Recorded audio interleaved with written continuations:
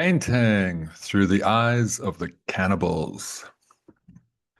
Today we'll have a hopefully informative tour of some famous or not so famous paintings from various times, allegedly. Of course, some from the Middle Ages, Renaissance, the Romantic period also, but I think they're all from no earlier than the late 1700s. I think that's when the fabrication of history got started. Well, let's have a look at our first work. I may have bitten off more than I can chew for this lecture, this tour, this mind share. We start with John Martin's Belshazzar's Feast, 1821. This is supposed to be just a sketch, but it looks very finished to me. We'll look at another piece, the finished piece. It's no better than this. Apparently, he made three. Anyhow, this depicts the feast of King Belshazzar, mentioned in the book of Daniel of the Bible. This is an illustration of the book of Daniel's claim that a king Ahasuerus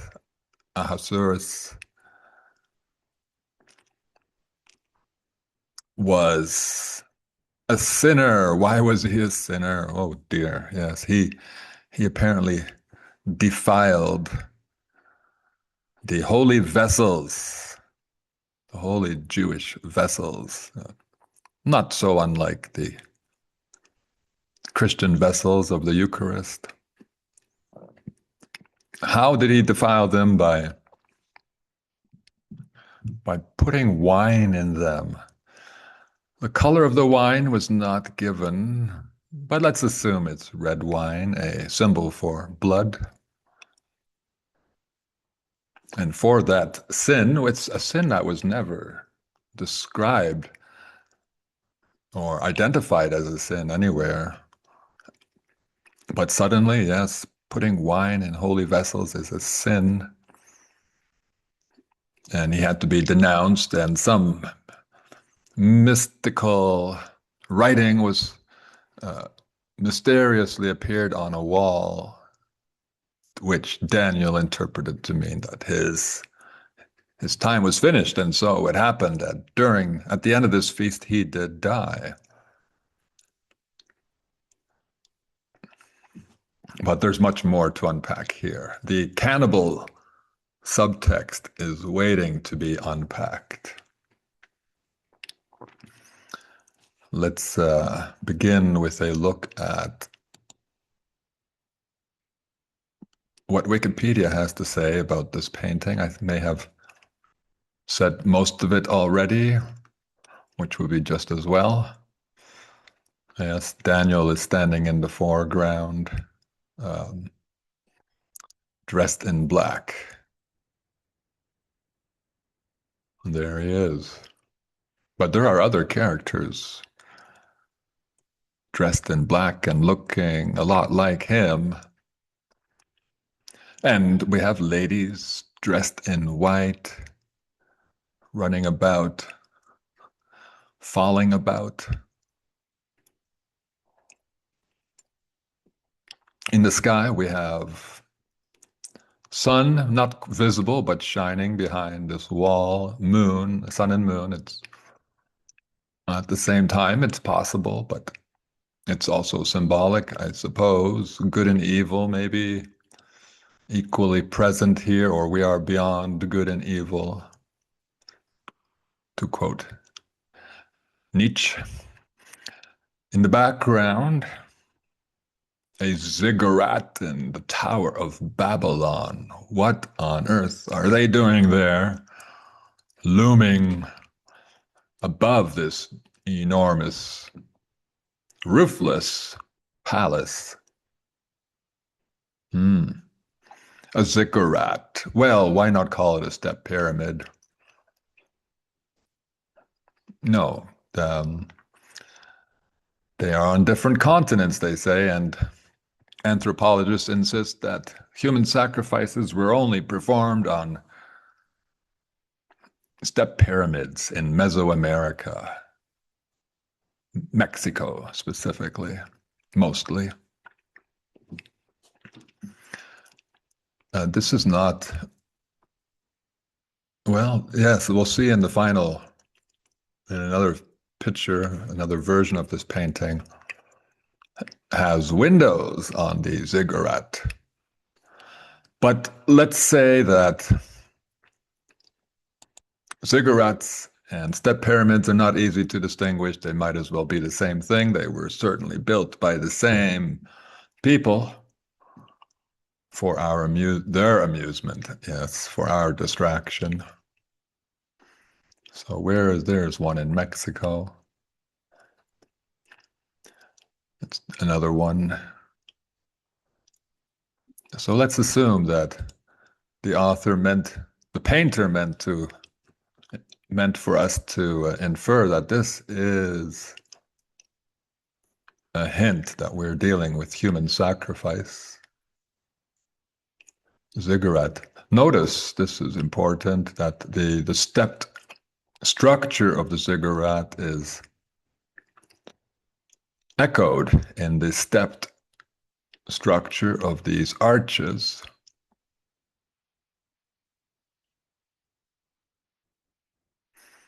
And the platform on which, the platform, the terrace on which Daniel is standing, and this altar with or dining table, the chief dining table, is approached by a set of stairs rising up on this side, steps, and more steps rising up from the other side. So we have a little echoing happening here. Ziggurat, no. Step pyramid, place for human sacrifice, echoed in the structure of the palace, as if to tell us we are dealing with human sacrifice, not some holy scene in which a naughty, ignorant king poured wine in the wrong vessels, the holy vessels. How was he supposed to know? No, this is all about human sacrifice. And have a look. King Ahasuerus seems to be recoiling from this table. And the women seem to be pleading here for his life. And here they seem to be recoiling too. Oh no, King, our king. No, we know the joke. King is code for kine or cattle, humankind. So he will be sacrificed, and his blood will be in the vessels. Blood and meat. Oh, lovely stuff. There, the menorah in the background. Yeah, we do have fire. In addition to moonlight, lightning, and sunshine, we also have fire. And lest I forget, serpents. Here's a serpent coiled around a half column, not unlike the caduceus. And I believe there are more Serpents, no, not in this version. Let's, I will show them in the other. Serpents, of course, being, there we go.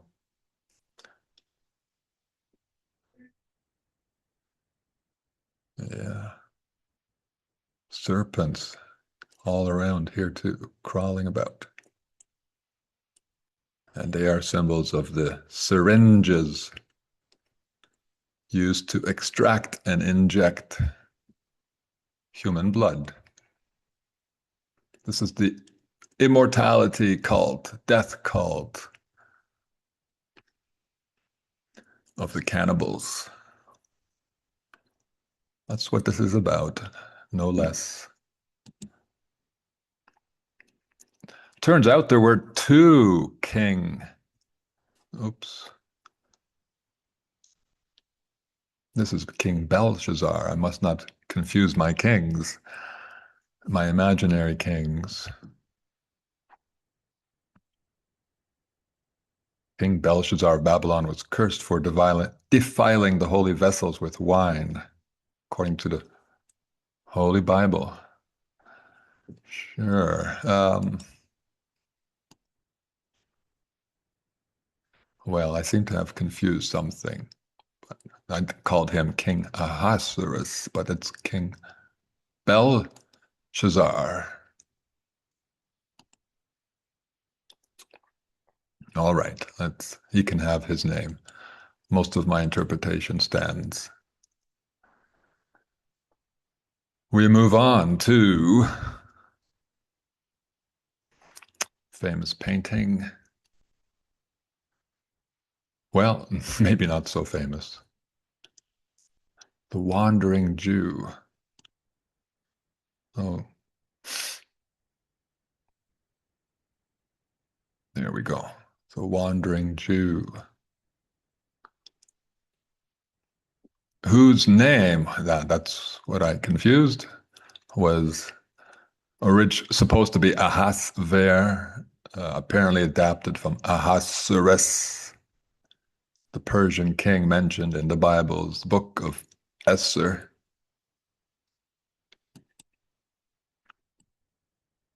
There he is, the wandering Jew who was cursed because he dared to laugh when he saw Jesus crucified. And I guess part of the curse was you don't get to die. What a nice curse. So he lives and lives, can't go to heaven, I guess. And he apparently wandered right into, where is he here? The North Pole. Not such a nice place. We have opposites again. The angel on one side, death on the other, carrying a pole as if it were like a crucifix cross over his shoulder. And there's the wandering Jew, very old. Not laughing anymore, but, well, of course, what's in the foreground? Let us not miss that.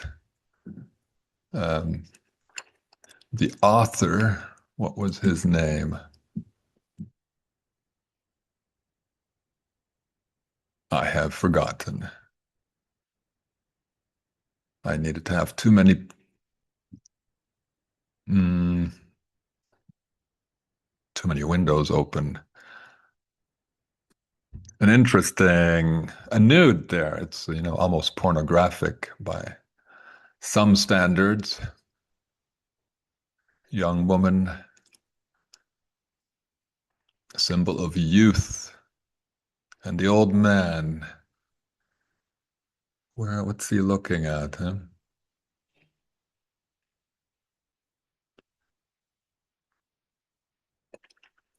He seems to be one of the crows coming to feast on this dead woman's flesh.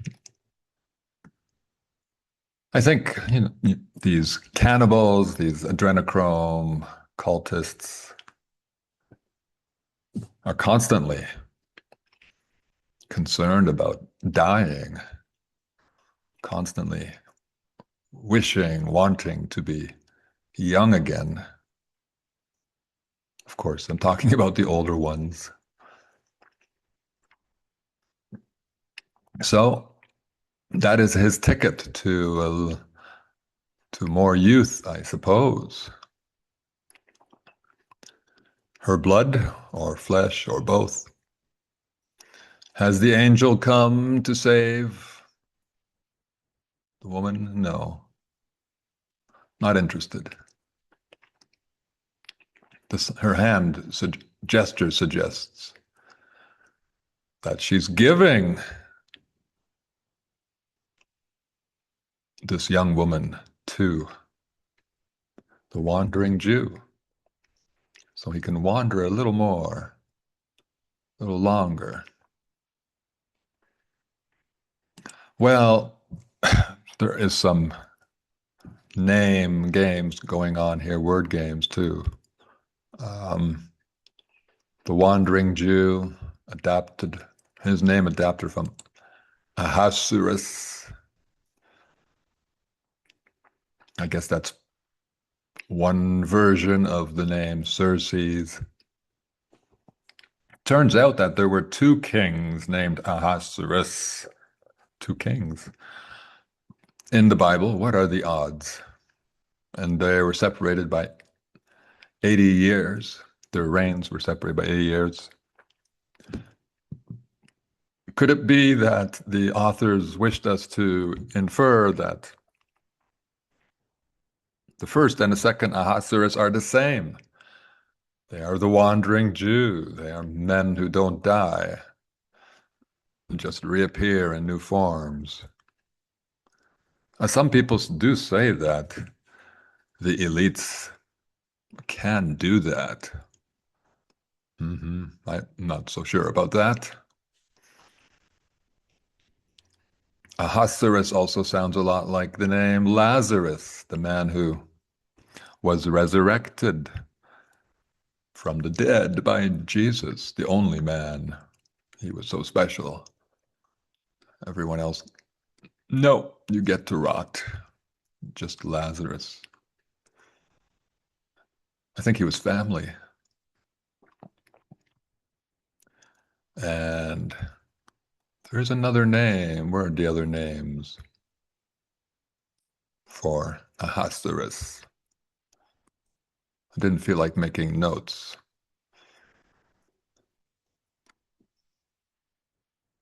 Well, Ahasuerus was beheaded by Esther in the book of Esther.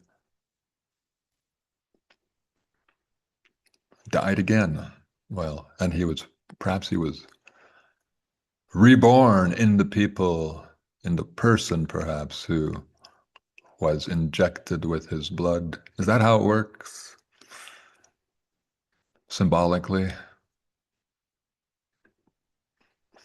Well, let's move on to another curious painting. This one titled Flaming June by Frederick Lord Leighton.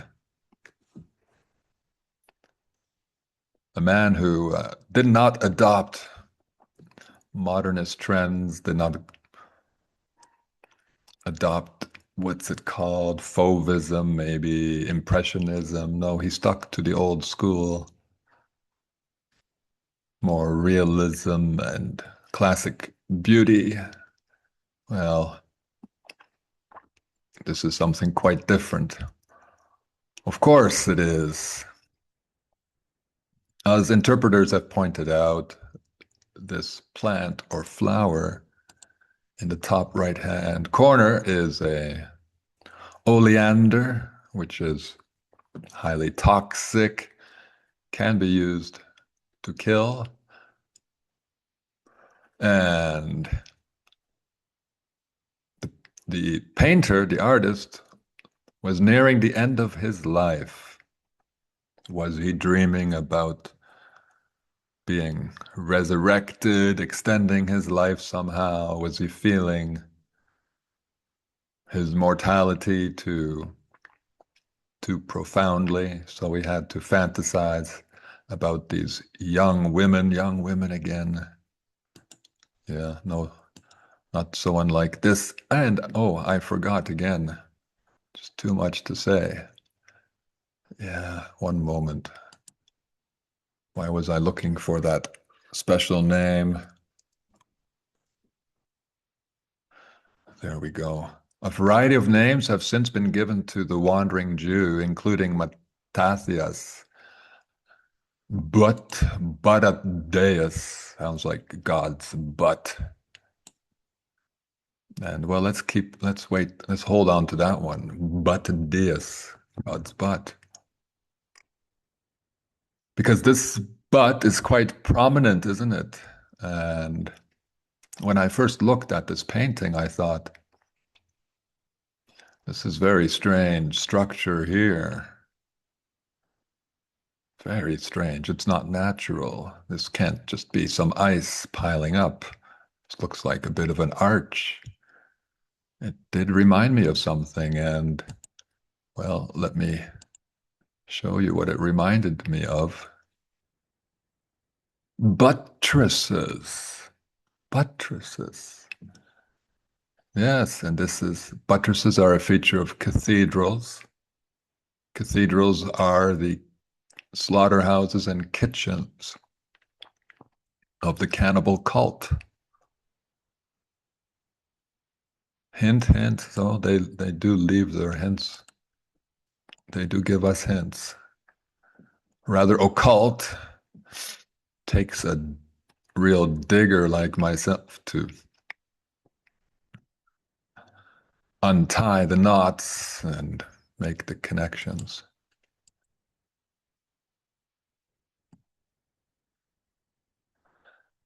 Well, yeah, here we have not a naked woman, although this fabric is somewhat transparent.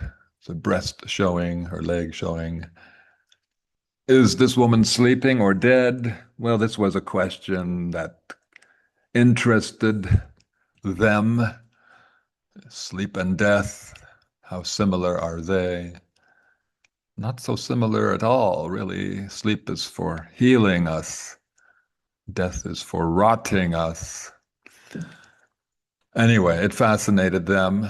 Um, and this posture was possibly inspired by Michelangelo's sculpture Night, and another sculpture with a woman whose one leg is raised, strongly raised.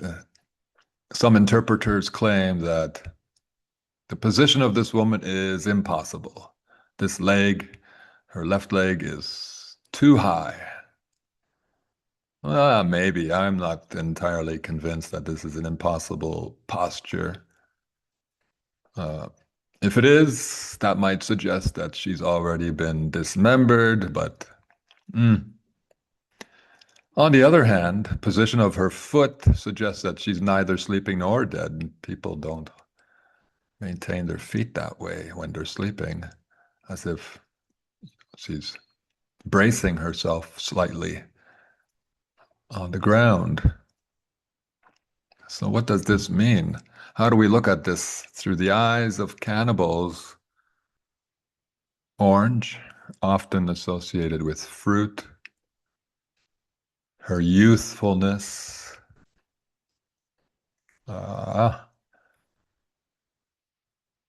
She is framed beneath the very shiny, luminous, glistening ocean, as if she were underwater.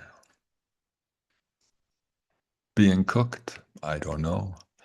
Flaming June is the title. And why is this framing device on top? Is that part of the architecture?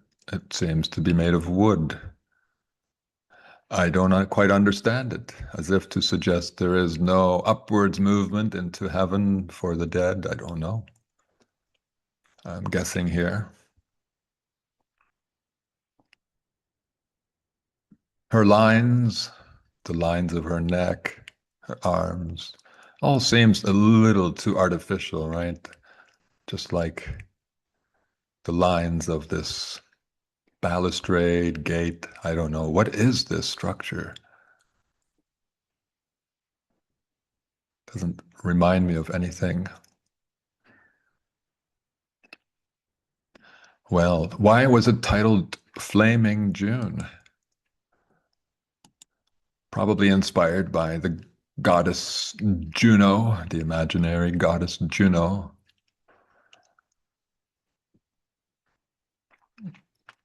Let's see, through a syncopated form, the derivation of this word, etymology, hmm, was once popularly thought to be connected to love, Jove, love, okay, maybe.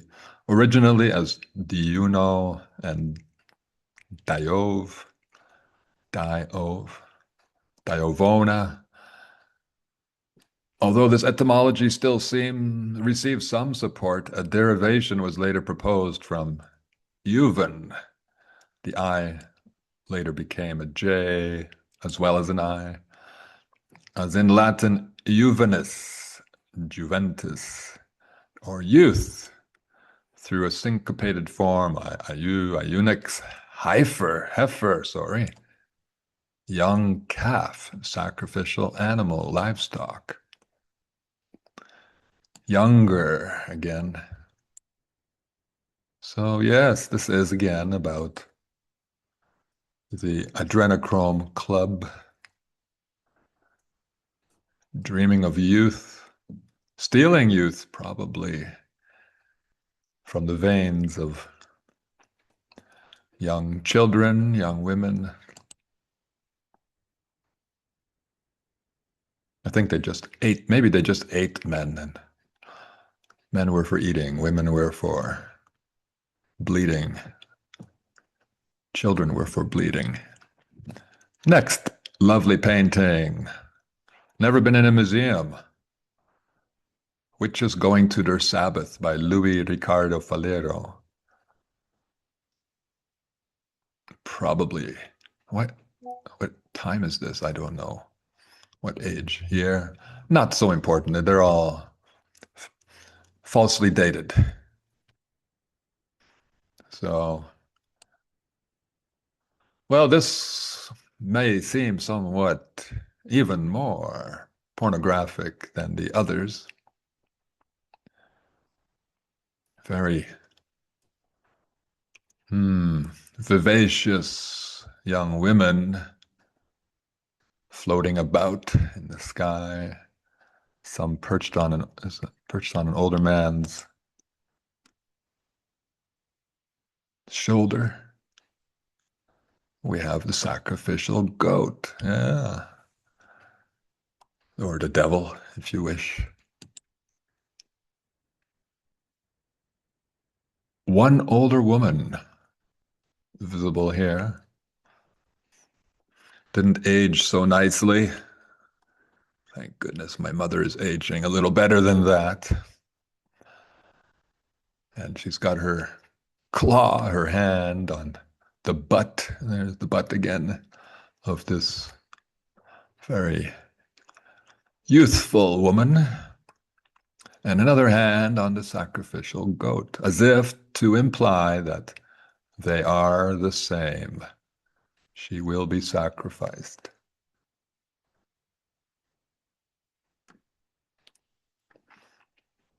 That's how I read it through the eyes of cannibals.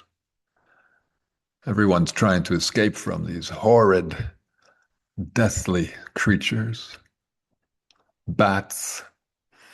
We have the skeleton of an albatross, a symbol of resurrection.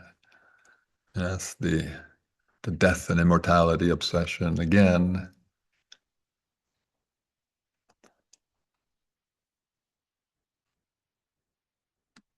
Can't quite understand why these faces are covered or partly covered.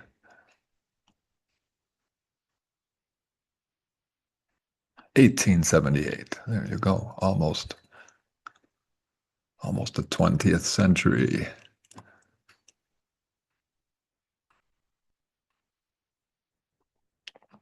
Next. Oh, what year is this? 1853. This is the Mad Woman, something in English, something like that. Antoine Wiertz, 1853. Commonly interpreted to mean that this woman is the mother of this child. And the woman, the mother, suffers from postpartum depression and decided to cut off the leg of her baby. And that leg is now in the cooking pot, cooking vessel. Yeah, and apparently, some people think her eyes express pain and suffering. I say not at all. Her eyes express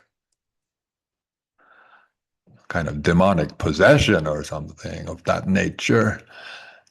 And I believe this woman is not the mother. This woman is not even the resident of this dwelling. I hesitate to call it a house. Whoever lived here was extremely poor. The house has fallen apart. The sun is shining through the ceiling, the roof. This is the kitchen table with the basket of food nearly empty, except for a potato and some peels there, maybe. Someone was desperately poor. Did someone give their child away? A poor person? This is not a poor person. Mother. Woman, I mean. She's dressed like the aristocracy. Yes, the cannibal class is aristocratic. Why does she have one breast out of her shirt? And apparently, judging from the way the fabric is hanging over her, the right side of her chest, she has no second breast. This is meant to imply that we're not dealing with a real woman here.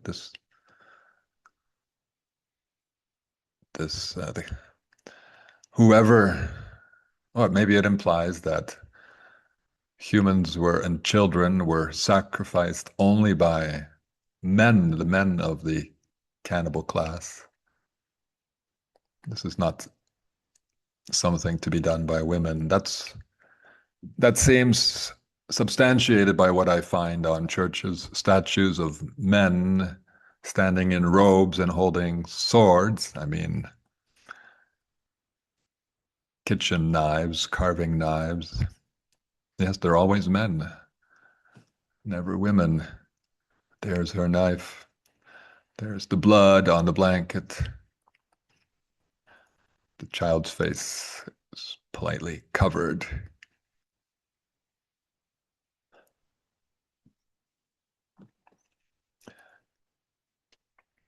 Disgusting paintings, but people hang them. It's in galleries and museums. It's no different than coming into a church and seeing a man crucified on a piece of wood and saints holding his heart. Yeah. People are asleep.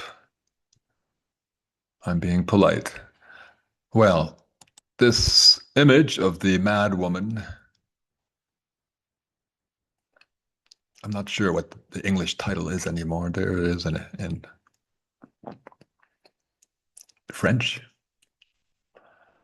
That image of a woman with a child on her lap, clearly based on historical or supposedly older paintings of the Virgin Mary. No, not the Virgin Mary. These are three different women.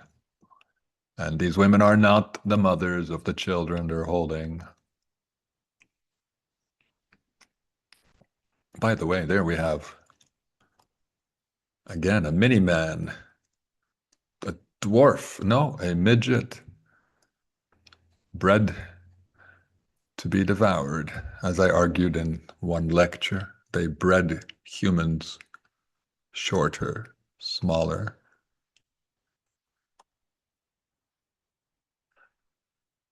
I'm not sure what to do with these paintings. There are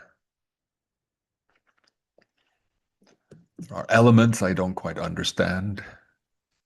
I don't see any evidence that these supposed women are, sorry, these women are supposed to be mothers or are the mothers. They seem quite disconnected. This child seems interested in holding the woman, but she's making no reciprocal gesture. She's clasped her hands together and not even looking in the child's eyes. Two young children are holding him up for her. No, still not interested. Maybe she's praying for him. This one is curious. The woman has her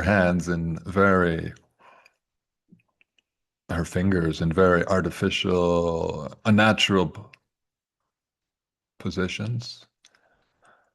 Some kind of occult symbolism, maybe. And the child is mimicking her there. There you see that hand, the middle two fingers together, just like the woman holding her. I don't know what this represents. Is it, I suspect, some meant to connect or imply that they are animals? Like this is the cloven hoof of the goat, which has like two fingers forming its hoof, and then above that hoof are two separated smaller fingers. Sacrificial goats again, maybe. And of course, and these are not halos. These are, well, we call them halos, but they really refer to plates for eating. Those are quite plate-like.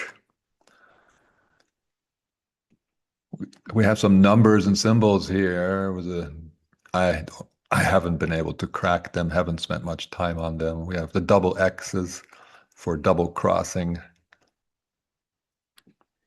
We have IC, Roman numeral 99. 99 makes 18, makes a triple six. And this is 90. What do we do with 90? Are we supposed to add them to the 99? That would give us 27 plus, I don't know. Not sure. Then doesn't matter. I get the general gist of these paintings. These cold mothers have no interest in the children, or these cold women have no interest in the children they're holding. Yes, I added this one because we have the blue and the red clothing. This baby Jesus, this sacrificial baby is holding what? A potato? Yes. The woman is holding human food, and the human food is holding human food. Why? Red and blue? That's exactly how this supposed woman, is dressed. Well, we move on from there to the lunatic of Etratat. 1871 by Hugh Merle. Hughes Merle? Merlin, the magician, the mad woman. Oh, this is the mad woman, not the other one. Oh, and her face is supposed to express pain. No, she also looks possessed. Maybe sadness and anger. Yeah, maybe. She's holding a block of wood, piece of firewood, with a child's cap on the top and a blanket wrapped around it.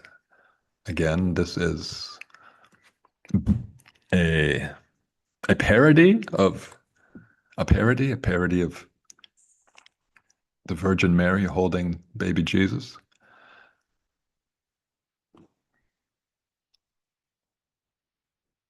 It's very dehumanizing, I guess. Why is she, where is her baby? What happened to it? They didn't want to tell us. Well, we know what happens to the baby Jesus. He grows up and becomes the body and blood of the world. Maybe that's why the cap has to be red. Red for blood.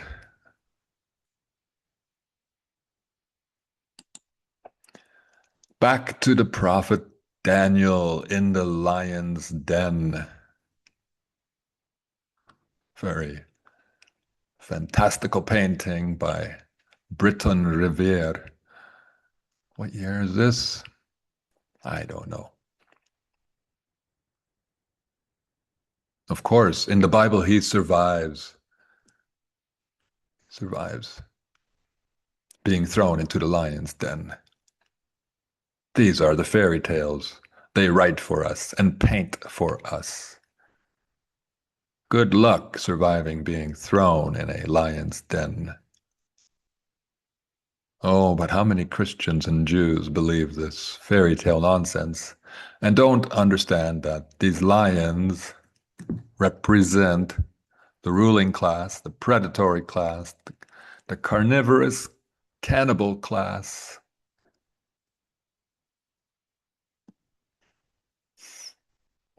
As they often represent themselves with lions.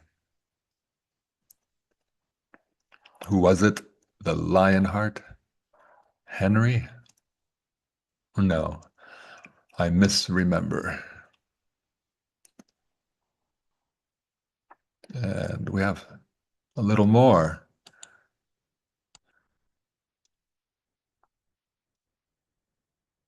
This is The Cursed Field by Fyodor Bronikov, Russian painter. Now, interpreters believe that the image is based on the slave revolt in ancient Rome, the Roman Republic, 73 AD or somewhere thereabouts. No, BC, 73 BC, somewhere thereabouts. Yes, they had a slave revolt and had to crucify everyone, all the slaves.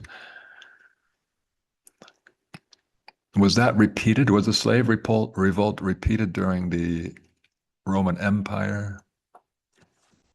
I don't know. In any case, Fyodor Bronikov decided to use that moment in history to symbolize what happened during the abolition of serfdom in the late 1800s. Yeah, somehow we are supposed to believe that he associated the crushing of a slave revolt with the abolition of serfdom in Russia. They're opposites. How are they supposed to be parallel? Makes no sense. No, and so we have to make an effort to find an alternative interpretation for these kinds of paintings. And that's where unfortunately, the cannibal eyes, we must look through cannibal eyes. The cannibal reading will make much more sense of this. We have humans hanging from crosses, poles, crows coming to feast, birds. I've spoken about birds. I suspect the insiders, people who, the ruling class, like to use birds as symbols for themselves. You know, the man who runs the crow house. And, well, I'm not saying he's a cannibal, but he might not know exactly what masters he's serving, for all I know. And recently I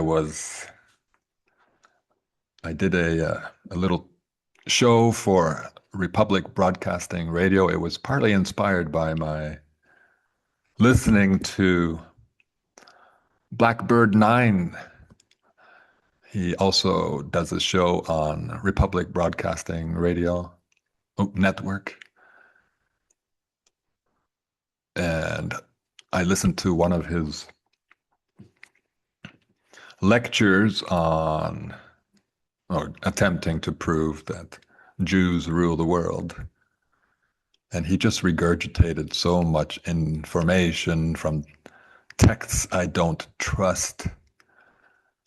I don't regurgitate. Um, Although maybe I should vomit on some of this work. But yeah, Blackbird 9. I didn't want to say it on the show since we're on the same platform. Blackbird 9. What does that? It sounds like code, you know. The letter B is the number 2 and 9. 2 and 9 make 11. Occult number.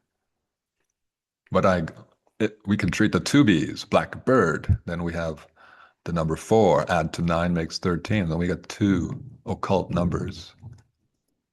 But back to the painting. The crows, yes, crows again. And in the background, we have some figures, some people, maybe 2, at least 3, maybe 4, with spears. Yeah, the same spears that were used to pierce Jesus, to drain him of his blood, so that his flesh could cure properly, as meat must be cured. Funny word. But they have a fire going here. I think the implication is clear. They are cooking human flesh. Some bodies have already been cured for 2 or for 3 days. That's the minimum I hear. Is this an empty cross? That looks like an empty cross to me, although maybe that is one arm hanging there. Just the arm was left.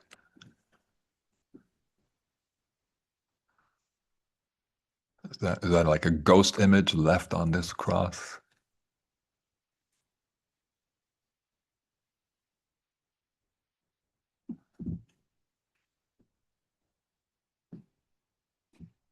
I don't know what these departing figures are doing, carrying a little ladder.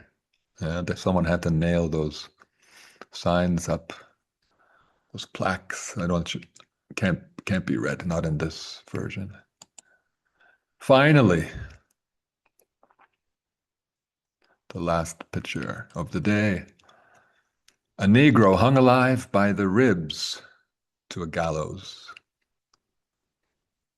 This is an etching, I believe, by William Blake, famous for his rather occult writings, some poetry.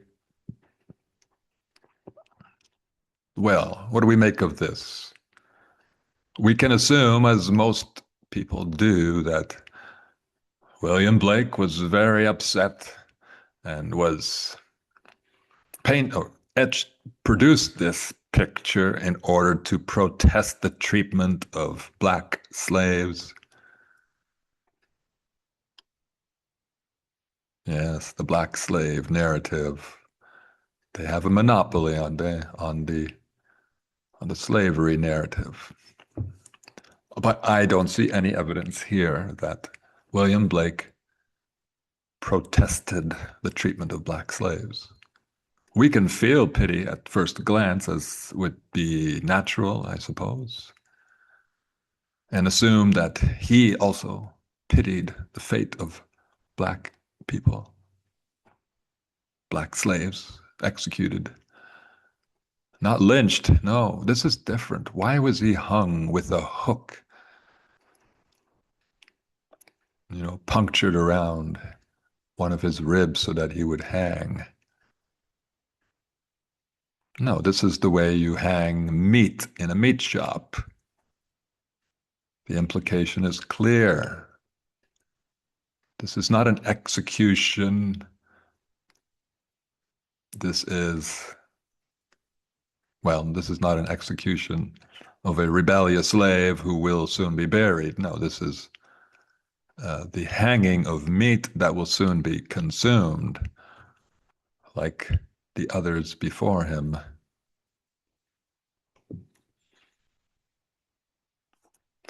There's a non-human looking object there, claw. And they were treated just like animals.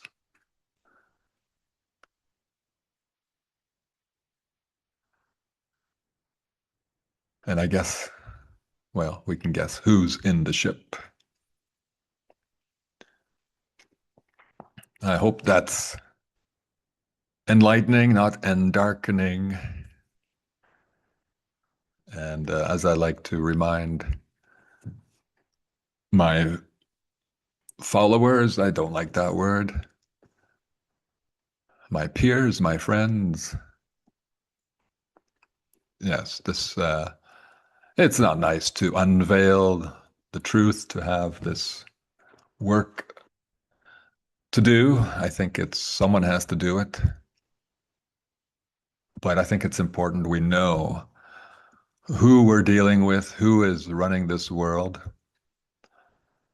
that we expect no mercy, no improvements. As economy, the global economy is being, what's the word they like to use? I think you'll know when I remember the word, this demolition of the economy, being intentionally demolished, the middle class intentionally being destroyed. Why not? It's already served its purpose. They've let the American dream seduce everyone, pull everyone into cities, and now the gates will be closed unless, they will be closed regardless, but let's not be inside the literal and figurative cities, fortresses, etc. If you wish to support me, that would be very nice. I do have books available on lulu.com. You can reach me at Prophet of Fiction at proton.me. I'm working on other books, getting them in shape for Lulu. Take care, all.